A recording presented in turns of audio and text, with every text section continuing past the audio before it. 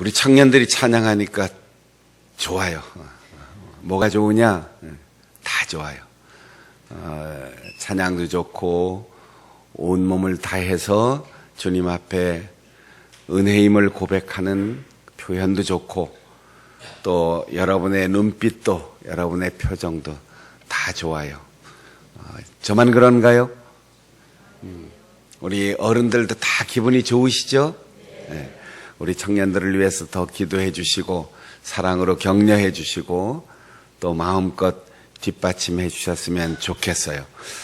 우리 청년들이 이렇게 어른들의 사랑 속에서 무럭무럭 성장하고 또 어른으로 우리 교회의 중요한 일들을 잘 맡아 일하는 또 내일의 우리 교회의 주인공들이 될 텐데 그동안도 매일 이렇게 찬양하고 반주한 오아시 찬양대 닷새 동안 수고 많이 했어요. 우리 찬양대 위에서 격려의 박수 한번 다시 보내주세요.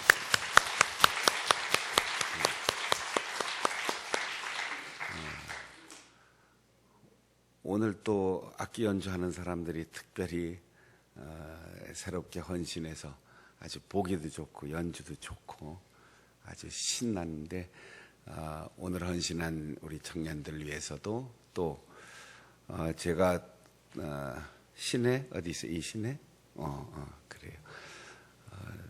오늘 내가 얼굴을 처음 봤어. 항상 여기서 이렇게 손가락만 봐서 연주하는 거 보면서 손가락이 참 이쁘다 그랬더니 앞에서 보니까 미소도 이쁘네 아주. 가족들 누구 같이 나온 분 있어요? 누가 있어? 엄마 어디 계시? 엄마 이렇게 어디 있어요? 위에? 그래요. 자, 이쁘고 사랑스러운 연주 잘하는 딸을 둔 엄마를 위해서도 박수 한번.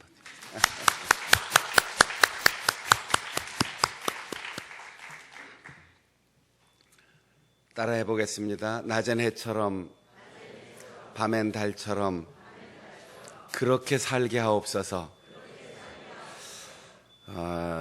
항상 빛나는 존재, 영원히 변하지 않는 존재, 그렇게 살려면 먼저 하나님의 은혜인 줄을 알아요. 그리고 감사하는 마음으로 기도하고 다른 사람과의 관계에 있어서 항상 맛있게 말을 할 줄 알아야 돼요. 하나님께는 감사, 사람에게는 맛있는 말. 그래서 하나님과 좋은 관계를 가지고 있고 사람과 좋은 관계를 가지면 하나님은 그를 태양처럼 달처럼 그렇게 빛나는 사람으로 살게 하실 거예요. 우리가 맛있게 말하는 방법을 어제 쭉 이제 얘기를 했죠. 칭찬하고 긍정하고 감사하면 우리의 입에서 나오는 모든 말이 다른 사람에게 양념을 하는 것처럼 소금으로 간을 잘 맞추는 것처럼 음식이 맛있게 되는 것처럼 우리의 관계가 맛있게 무르익을 수 있어요. 우리가 다른 사람과 관계가 틀어지는 것도 사실은 말 때문에 틀어지는 거고 일생 살면서 그 사람과 좋은 관계를 갖는 것도 한마디 말 때문에 되는 거예요. 제가 아주 오래전에 저 바닷가에서 목회할 때 거기서 제일 중심이 되는 전주에서 연합 모임이 있었어요. 각 교회의 모든 직원들이 다 모여서 세미나를 하는데 그날 점심 때 점심 식사를 하면서 그때 제가 30몇 살 때였으니까요.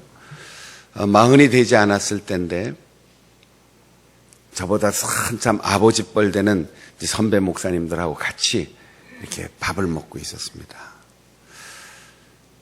그 중에 목사님 한 분이 저를 이렇게 보면서 박 목사는 참 아까워. 시골에서 목회하기에 너무 아까워. 이제는 전주나 아니면 서울로 갔으면 좋겠어. 이렇게 얘기를 하신 거예요. 박 목사는 이제 서울로 갔으면 좋겠어. 아이고, 어떻게 해요? 우리 교회 집사님이 지금 바로 옆에 앉아 있는데, 같이 밥 먹고 있는데, 우리 교회 집사님이 거기 있는 줄 모르고, 선배 목사님이 저한테 덕담한다고, 좋은 얘기 한다고, 아이고, 시골에서 목회하기 너무 아까워. 서울로 갔으면 좋겠어. 아, 내가 어쩔 줄을 모르겠어요. 스톱! 이럴 수도 없고, 내 표정이 아마 볼만했을 것 같은데, 그 집사님이 고개를 탁 돌리더니 그 목사님을 보더라고요. 아, 이제 사태가 어떤지를 그 목사님도 이제 알았어요. 아이고. 옆에 있는 우리 아버지 되는 목사님들도 다, 아이고, 큰일 났다. 저 집사님 입에서 또 무슨 얘기가 나올까? 자기네 교회 목사가 아깝다고 그러니까 칭찬이긴 하지만 교인들이 듣기에는 기분이 안 좋을 수 있죠. 근데 우리 집사님 뭐라고 얘기하느냐 하면 아주 생글생글 웃으면서 그러나 당당하게 목사님, 우리 박 목사님은요 우리 교회에 꼭 맞아요. 꼭 맞아요. 화낼 것도 없고 아니라 그럴 것도 없고 그렇다고 할 것도 없고 지금 30대 나이에 열심히 목회를 배우는 젊은 목사로서 우리 교회에 꼭 맞다는 거예요. 뭐 그 이상 무슨 말이 필요 있겠습니까? 다른 말 했다가 어른들한테 당돌하다고 야단 맞을 수도 있고 그렇다고 담임 목사에 대한 말을 신자가 듣고 그렇지 뭐 그러고 그냥 지나갈 수도 없는데 야 어쩌면 저렇게 지혜롭게 말할 수 있을까? 여러분 우리가 사람과 사람과의 관계는 돈을 주고받아서 신뢰가 형성되는 게 아닙니다. 좋은 선물을 주어서 좋은 관계가 생기는 게 아니에요. 남의 것을 뺏었다고 욕심 부린다고 사람과의 관계가 깨지는 게 아니에요. 말 한마디 실수해서 평생 지울 수 없는 상처를 줄 수도 있고 참 경우에 알맞는 딱 한마디로 자기의 존재감을 드러내고 상대방과 좋은 신뢰의 관계를 가질 수도 있어요. 우리가 이렇게 긍정적인 면을 보고 정말 해처럼 달처럼 살 수 있다면 얼마나 좋을까? 왜 그렇게 못 살까? 왜 하나님의 은혜를 누리고 복된 삶을 살아가고 행복하다고 고백하지 못할까? 그 이유를 야고보는 지금 말하고 있습니다. 야고보서 1장 2절에 형제들아 너희가 살아가는 동안 여러 가지 시험을 만나거든 온전히 기쁘게 여기라. 이렇게 권고하고 있습니다. 여러 가지 시험이라고 그랬어요. 여러분 지금까지 살아오는 동안 많은 시험을 치르셨죠? 학생들도 월말고사, 기말고사, 연말고사, 입학시험, 졸업시험, 취업시험, 승진시험 여하튼 많은 시험을 쳤을 거예요. 또 학교를 많이 다니지 않았어도 우리가 나이를 먹으면서 인생에 수많은 시험들을 거쳤을 겁니다. 시험은 한 번 치고 끝나는 게 아니고 한 가지 치는 게 아니고 여러 가지 시험이라고 했어요. 종류도 다양하고 색깔도 다채롭고 그런데 여러분 햇빛이 우리에게 단색으로 비치지만 무지개가 아름다운 이유는 7색깔로 다양하게 분광, 갈라지기 때문에 아름다운 무지개는 한 가지 색깔이 아니고 7가지이기 때문에. 여러분, 우리가 노래를 부르는데 가사는 아름답게 써놓고 시를 써놓고 거기에다가 도레미파솔라시도 이것만 있으면 얼마나 재미없겠어요. 나의 일생의 꿈이 있다면 이것만 있으면 얼마나 재미없겠어요. 7음계인데도 그걸 다채롭게 섞어서 길고 짧고 높고 낮고 이렇게 만들어 놓으니까 정말로 그 멜로디가 아름다운 거죠. 인생에 한 가지 색깔만 있다면, 한 가지 음만 있다면, 한 가지 경우만 있다면, 다 똑같은 길만 간다면 얼마나 재미가 없을까. 여러 가지 시험, 다채로운 시험, 다양한 종류의 시험을 만난다. 만난다는 말은 둘러싸인다는 뜻이에요. 그냥 이렇게 우연히 조우하는 게 아니고 시험은 우리를 꼼짝달싹할 수 없을 정도로 다양하게 우리를 둘러싸요. 앞을 봐도 시험, 뒤를 봐도 시험, 좌우, 동남북, 동서 다 칸칸이 시험이 우리를 팽 둘러쌉니다. 제가 자주 얘기하죠. 우리 인생의 고난은 종합선물 세트처럼 한꺼번에 세트로 온다. 한 달에 하나씩만 오면 얼마나 좋겠어요. 우리에게 고난과 시련이 1년에 한 가지씩만 오면 얼마나 좋겠어요. 그런데 군대 갔다 와서 제대하고 아버지 편찮으시고 어머니 힘들어하시고 동생은 시련을 당하고 나는 취직도 못하고 그러다가 할아버지 돌아가시고 할머니 돌아가시고 사랑했던 사람에게 배신당하고 취직시험 봤는데 떨어지고 한꺼번에 막 몰려온다고요. 그래서 야고보는 이 시험을 겪어본 사람이기 때문에 시험이 어떻게 오는 줄 알아요. 여러 가지 다채롭게 상상도 할 수 없는 것들이 종합적으로 와서 우리를 뺑 둘러싸는데 동서남북 앞뒤 좌우 아무리 둘러봐도 빠져나갈 구멍이 없이 그렇게 온다. 그때 그 시험을 분석하고 분별하고 고르고 잘라내려고 하지 말고 온전히 기쁘게 여기라. 모두 다 좋은 걸로 여기라는. 바보입니까 우리가? 누가 고난을, 누가 시련을 기쁘게 맞이하겠습니까? 근데 여러분, 시험은 생각으로 그 가치를 바꾸라는 거예요. 제가 조금 우스개 얘기 좀 할까요? 얼마 전에 이렇게 유튜브를 보는데 초등학교 아이들이 시험지 답안을 작성한 거 아주 재미있는 게 올라왔던데 그 중에 성탄절을 맞이해서 할머니에게 카드를 그려 보내세요. 이랬더니 초등학교 아이가 삼성카드 이렇게 해가지고 그려놨더라고요. 제가 볼 때는 할머니가 그 카드를 제일 좋아할 것 같으니까 삼성카드, 신용카드 만들어 보냈는데 생각의 차이예요. 어떤 카드라고 생각하느냐에 따라서 우리는 그냥 시시하게 그림 있는 카드, 반짝반짝 금가루 뿌려진 카드, 메리 크리스마스 이렇게 생각하지만 아이들은 삼성카드, 만능 도깨비 방망이, 카드라는 말을 이렇게 생각하는 거죠.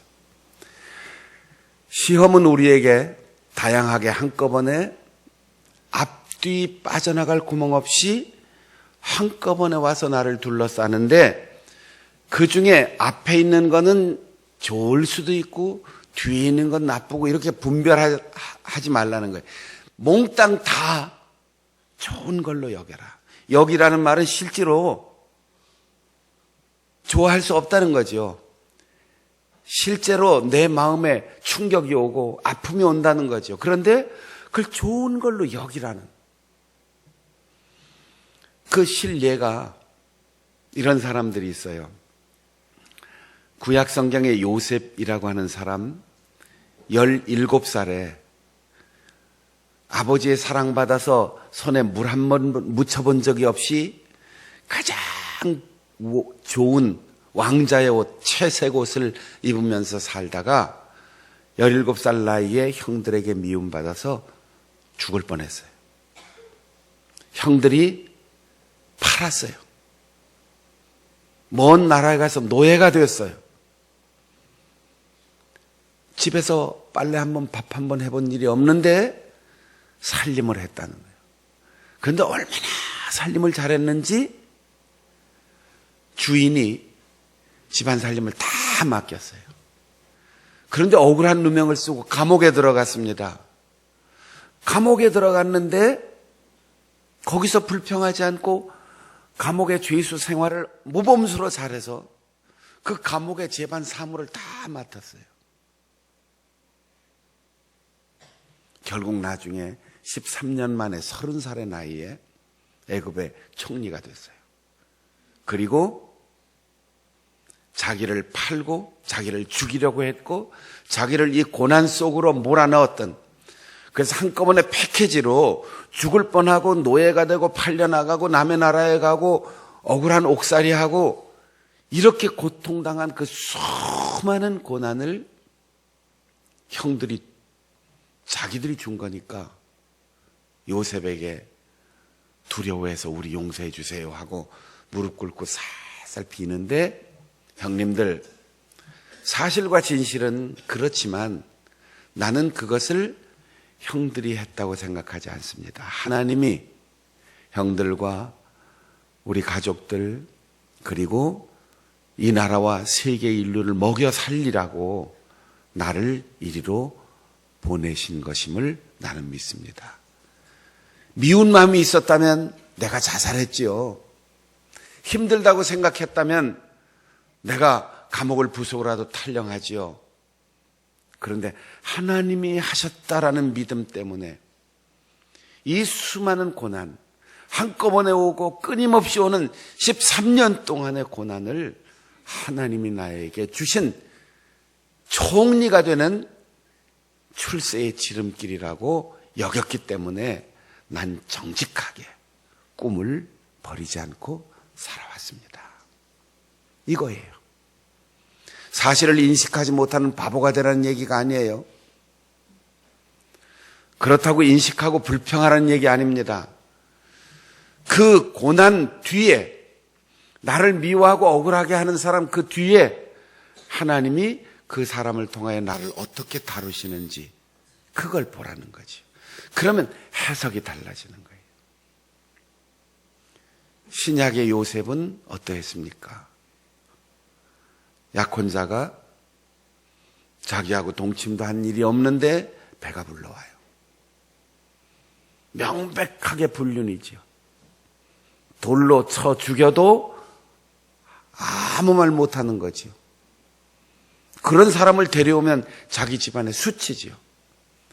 그래도 꽤 사람이 괜찮아서 조용히 끊으려고 했어요. 하나님께서 천사를 보내어 성령으로 잉태되었다. 이게 말이 됩니까? 아니, 성령 잉태라는 건 내가 들어본 일도 없고 역사적으로 읽어본 일도 없고 과학적으로 맞지도 않습니다. 비합리적입니다. 하나님이 만드신 법칙에도 위배됩니다. 얼마든지 할 얘기 있어요. 그런데 이런 수치를 당할 수 있고 가정과 가문에 부끄러움이 될 수 있는 것도 하나님께서 말씀하시니까 그것을 세상을 구원하는 길로 여기고 그 여인을 품었어요. 그리고 아들을 낳았어요. 그래서 세상을 구원하는 메시아 예수 그리스도의 육신의 아버지가 되었던 거지요. 선택하려고 하지 말고 분별하려고 하지 말고 시험을 만날 때 다 빠짐없이 여러 가지 모두 그 시험을 보지 말고 시험하는 사람을 보지 말고 환경을 보지 말고 그 배후에서 나를 만들어 가시는 하나님을 보라는 거죠. 혹시 물어볼게요. 우리 학생들 중에 시험 치는 거 재미있는 사람. 난 시험 치는 게 너무너무 재미있어. 빨리 학기말고사 쳤으면 좋겠어. 빨리 졸업하고 입학시험 쳤으면 좋겠어. 시험 재미있는 사람 있어요? 제가 신학교 다닐 때 우리 선배 하나는 아무것도 못하고 공부만 하는 사람이 있었는데 취미도 공부, 잘하는 것도 공부, 시간 나면 공부. 배드민턴도 한 번 못 치고 산책도 한 번 안 하고 친구들하고 얘기도 한 번 안 하고 그냥 그것만 하더니 약간 정신이 좀 이상해졌더라고.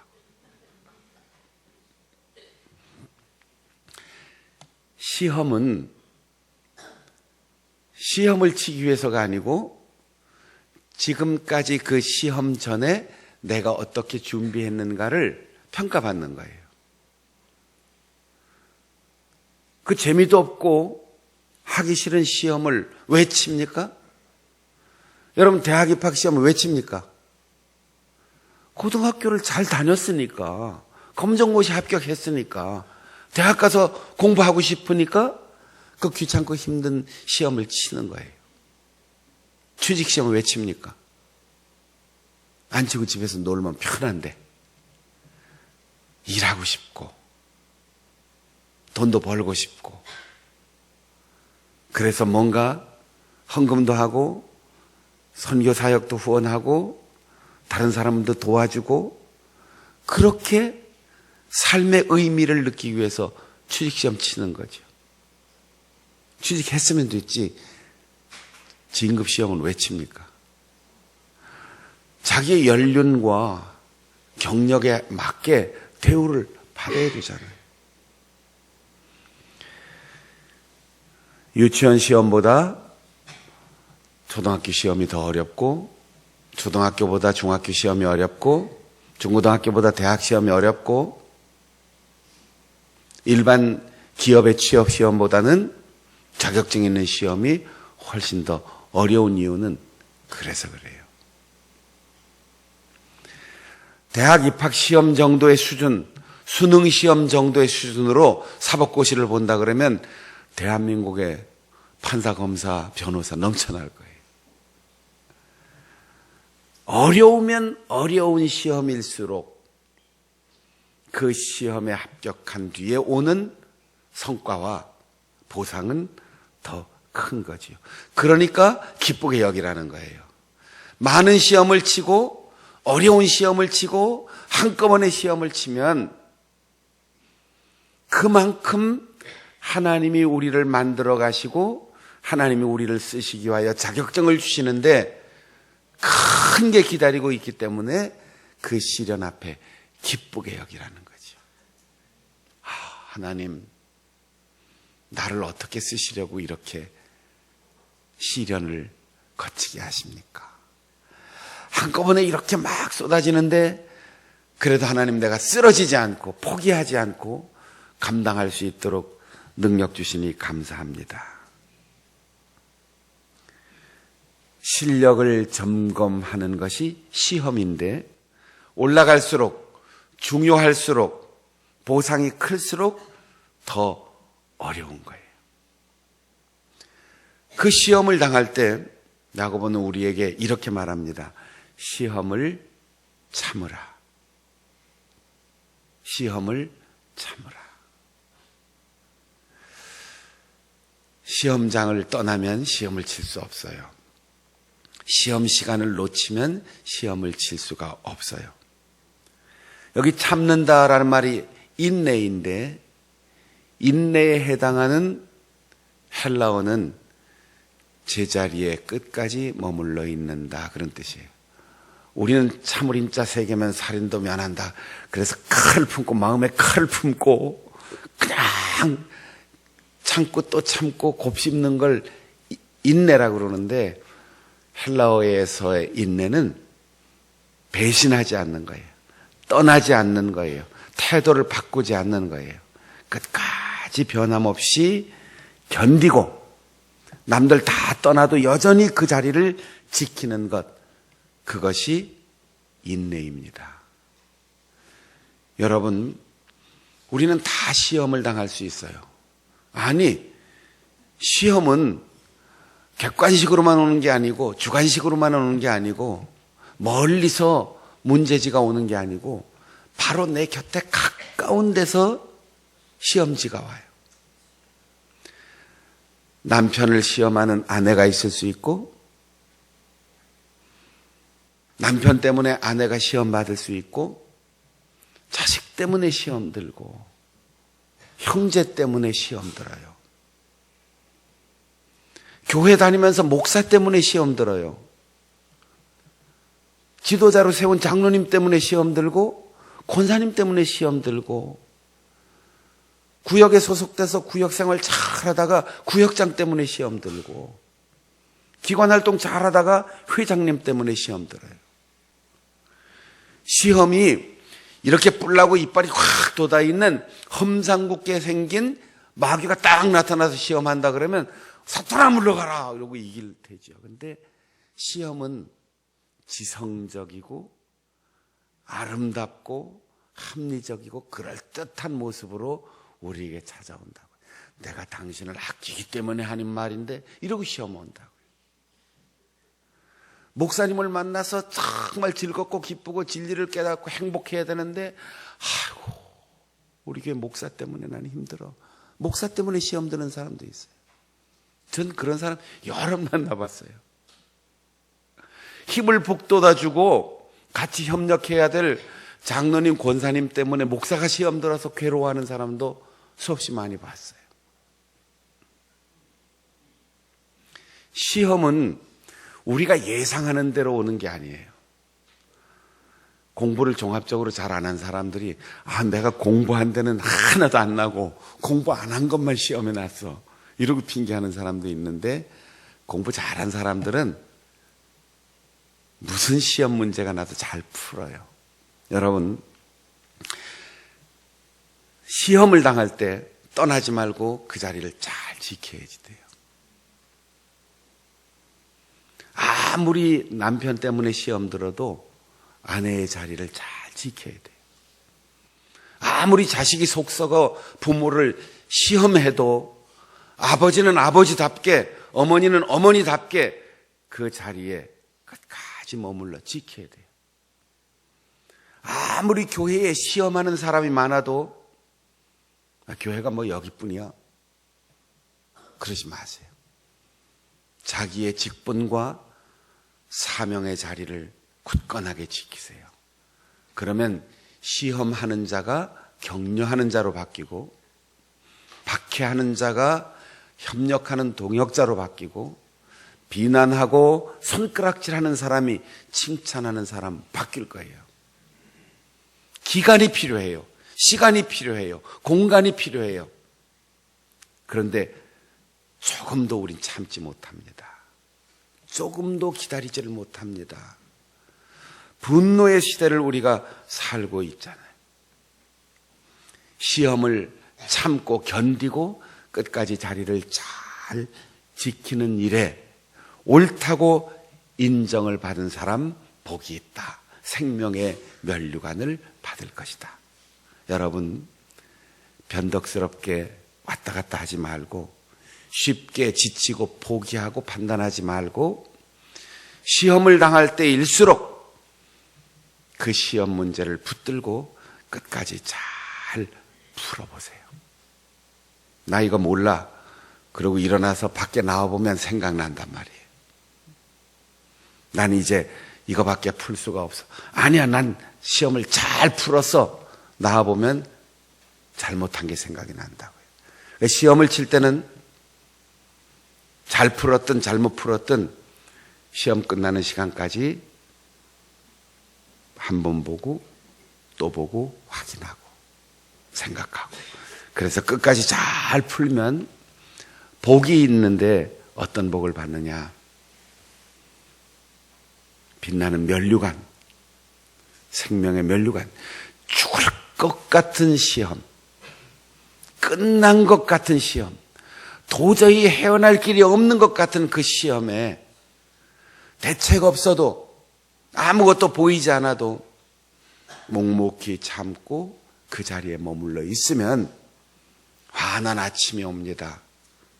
주님께서 가장 아름답게 우리를 만드시고 됐다 합격, 그리고 새롭게 고등학생은 대학생이 될 수 있도록, 대학생은 직장인이 될 수 있도록 10년, 5년, 3년 긴 기간 시험 준비를 했던 사람에게는 국가고시 합격하는 축복을 주듯이 하나님은 우리에게 합격이라고 하는 생명의 면류관을 주십니다. 그러면 어떻게 이 시험을 당할 때 조급하지 않고 포기하지 않고 비켜가지 않고 끝까지 참을 수 있을까요? 욕심을 내려놓으라. 여기에 시험은 양면성이 있는 시험이 아니고 유혹이라는 뜻으로 사용된 거예요. 시험이라는 말이 입증한다 혹은 유혹한다, 두 가지 의미를 동시에 담고 있는데 지금 야고보가 하는 얘기는 유혹당하는 것, 이걸 시험이라고 했는데, 사람이 하나님 앞에 시험 받는다 이렇게 말하지 말라는 거예요. 다 시험 당하는 이유는 욕심을 내려놓지 못하기 때문이다. 각자 자기 욕심에 끌려서 시험을 당한다. 그걸 미혹이라고 했어요. 미혹. 미혹이란 말은 미끼, 함정, 이런 뜻인데, 여러분 물속에 사는 물고기가 왜 목숨을 잃어요? 미끼를 물기 때문에. 그 바닷속에 먹이가 얼마나 많은데 왜 하필이면 거기 와서 그걸 무느냐고. 근데 물고기는 뇌가 조그만해서 그렇지 왜 우리처럼 이렇게 뇌가 큰데 그 미끼를 무느냐고요. 유혹되지 말아야 돼요. 우리의 조상 최초의 유혹은 뭐였어요? 선악과였습니다. 과일 종류가 사과냐 복숭아냐 이건 의미가 없어요. 하나님이 먹지 말라고 한 걸 먹었습니다. 뱀이 뭐라고 말하기 전에는 그 먹지 말라고 하는 건 보지도 않고 그냥 지나다녔어요. 얼마든지 먹을 게 많은데. 그런데 뱀이 뭐라고 하는 순간 선악과를 보니까 야, 먹고 싶은 생각이 나는 거지. 여러분 우리 심리학에서 그런 실험을 코끼리 효과 뭐 이런 실험을 하는데 영상을 이렇게 보여줘요. 여러 가지 이제 동물을 이렇게 지나가는 걸 보여주고 코끼리가 지나가는 걸 이렇게 보고, 여러분 절대로 코끼리는 생각하지 말고 다른 동물을 생각하세요. 그러면 코끼리 잊어버립니까? 코끼리 생각은 절대 하지 말라고 그랬는데 그것만 자꾸 생각난단 말이에요. 그것만. 지워졌는데도. 선악과 의식도 안 하고 살다가 선악과를 먹으면 진짜 죽는다 그랬냐? 안 죽어. 하나님이 먹지 말라고 한 이유는 그 먹으면 눈이 확 밝아지고 선과 악을 분별할 줄 알게 되고 하나님처럼 된다. 죽지 않는다. 그러고 쳐다보니까 진짜 먹음직스럽게 생겼어요. 먹지 말라면 먹고 싶어요. 보지 말라면 보고 싶어요. 하지 말라면 하고 싶어요. 최초의 유혹은 하나님이 하신 말씀을 부정한 거예요. 죽는다. 먹으면 죽는다. 그러면 아무리 먹고 싶어도 안 먹지요. 그런데 뱀은 죽지 않는다고 했어요. 선악과를 먹었더니 진짜 눈이 밝아졌습니다. 근데 눈이 쓸데없이 밝아진 거예요. 지금까지 그 눈 밝아지지 않아도 사는데 하나도 지장 없었습니다. 여러분 생각해 보세요. 우리 앞 세대는 대학 안 다녀도 유식했어요. 고등학교만 나와도 이태리 가곡 한두 곡쯤은 원어로 다 부르면서 멋있게 살았어요. 근데 요즘은 대학을 나와도 동요도 몰라. 시험 문제만 풀 줄 알지. 학벌이 좋아지니까 인성이 좋아졌어요? 세상 살기가 좋아졌습니까? GNP가 10,000불, 20,000불 올라가서 우리가 정말 풍요롭고 여유롭게 삽니까? 눈이 밝아지니까 제일 먼저 본 게 뭐예요? 벌거벗은 몸이에요. 아무것도 부끄러울 것 없는데 왜 그게 보였을까? 쓸데없이 눈이 밝아지는 거죠. 어린 아기가 순찬한 마음으로 자기가 벗었다. 이거 부끄러워합니까? 죄에 물들면서 점점 옷을 두껍게 입기 시작하는 거죠. 선악을 아는 것은 하나님의 영역입니다. 여러분, 우리가 섣불리 판단하고 결정하지 마세요. 악한 사람인 것 같은데 내가 어리석어서 잘못 판단할 수 있어요. 그 사람 틀렸는데 저거는 틀림없이 틀렸는데 내가 지금 잘못 생각하고 있는 거예요. 조금 더 지나보면 알게 돼요. 그런데 선악과를 먹고 즉시 선이 뭐고 악이 뭐고 하나님처럼 된 것 같은데 죄인이 된 거죠. 하나님처럼 되기는커녕 선하고 깨끗하고 온전한 사람에서 죄인으로 나락으로 떨어졌어요. 최후의 유혹은 무엇이었습니까? 예수님이 겪었던 최후의 유혹은 돌이 떡이 되게 하라, 높은 곳에서 뛰어내려 인기를 얻어라, 한 번만 타협하면 세상의 모든 걸 다 주겠다. 예수님께서는 한 번도 타협하지 않았어요. 굶어도 돌은 돌이지 떡으로 만들지 않았어요. 인기가 떨어지고 사람들이 알아주지 않아도 인기 작전, 하나님을 시험하는 일을 하지 않았어요. 정직하게 미련하지만 3년 동안 거룩하게 사시고 십자가에서 죽는 수치의 길을 선택하셨어요. 그것이 하나님의 뜻이기 때문에. 야고보는 말합니다. 욕심을 가지고 보고 욕심 가지고 말하고 욕심 가지고 생각하면 그 욕심이 임신을 한다. 욕심의 뱃속에 죄가 잉태된다. 그게 세월이 지나고 시간이 지나면서 죄를 출산하게 되는데 죄가 크면 죽음을 가져온다. 야고보는 말하는 거예요. 시험에 끌리면, 욕심에 끌리면, 욕심에게 지게 되면 죽는다는 거예요. 죽는다. 처음에는 눈 한번 찔끔 감고 이거 얻었으면 다음부터 잘하면 되지. 한번 내가 판단하고 한번 내 마음대로 하고 다음에 회개하면 되지. 그렇게 끌려가면 장성한 죄가 나를 죽음으로 끌고 간다는 거예요. 이렇게 보지도 말라는 거죠. 끌려가지 말라는 거죠. 욕심이란 말이 충동적인 욕구, 금지된 것에 대한 갈망을 말하는데 마태복음 5장 28절에 음욕을 품으면 간음한 죄다. 이걸 욕심이라는 말과 동일한 거예요.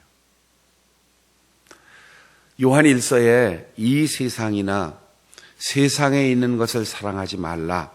세상에 있는 모든 것이 육신의 정욕, 욕심, 안목의 정욕, 눈으로 보는 욕심, 이 생의 자랑, 허영심, 이런 거니까 세상에 있는 것을 사랑하여 그 욕심 내서 눈을 돌리지 말라는 거예요. 내 몸의 쾌락을 위한 것, 눈으로 보고 즐기는 것, 사람들 앞에서 난 뭐가 있어, 나는 어떻게 누리고 있어, 이거 자랑하는 것, 이 인간의 유한한 것. 안목의 정욕이 뭡니까? 눈으로 보고 비교하고 부러워하고 질투하고 환상을 갖는 거예요. 생물학적 수명이 길다, 우리 집에 살림살이가 뭐가 들어왔다, 이런 거 자랑하는 게 다 세상 사랑이라는 거죠. 그런 것에 욕심을 두고 끌려가면 시험을 당하게 되고, 그 욕심이 내 뱃속에 죄를 잉태하고 그 죄가 행위로 저질러지면 결국 한 번이 두 번이 되고 두 번이 세 번이 되고 바늘도둑이 소도둑 되어서 나를 죽음으로 끌고 간다는 거예요. 낮에는 해처럼 밤에는 달처럼 빛과 소금으로 감사하며 맛있게 말하며 살기를 원한다면 우리가 욕심을 내려놓을 줄 알아야 되는 거예요. 선한 의지가 다 사라지라는 얘기 아니에요. 육신을 위하여, 허영심을 위해서 비교의식을 가지고 탐내는 것, 이게 욕심이에요. 그걸 버리고 사명으로 살아가는, 하나님이 나에게 원하시는 그 사역을 위하여 기도하고 최선을 다할 줄 알아야 된다는 거예요. 우리가 시험에 들지, 사명의 열정으로 불탈지, 그건 목표 의식의 차이입니다. 오늘 여러분은 무슨 소원을 가지고 나왔습니까? 요즘 여러분이 추구하는 건 뭡니까? 여러분이 생각하고 판단하고 비판하고 여러분이 서운해하는 것은 무엇 때문입니까? 오직 하나님의 뜻, 오직 나에게 주신 사명, 욕심을 깨끗하게 버리고 사역을 위한 열심으로 주 앞에 간구하여 시험을 이기고 승리하여 해처럼 달처럼 빛나는 존재로 살아갈 수 있는 우리 성도들이 되시기를 바랍니다. 낮엔 해처럼 밤엔 달처럼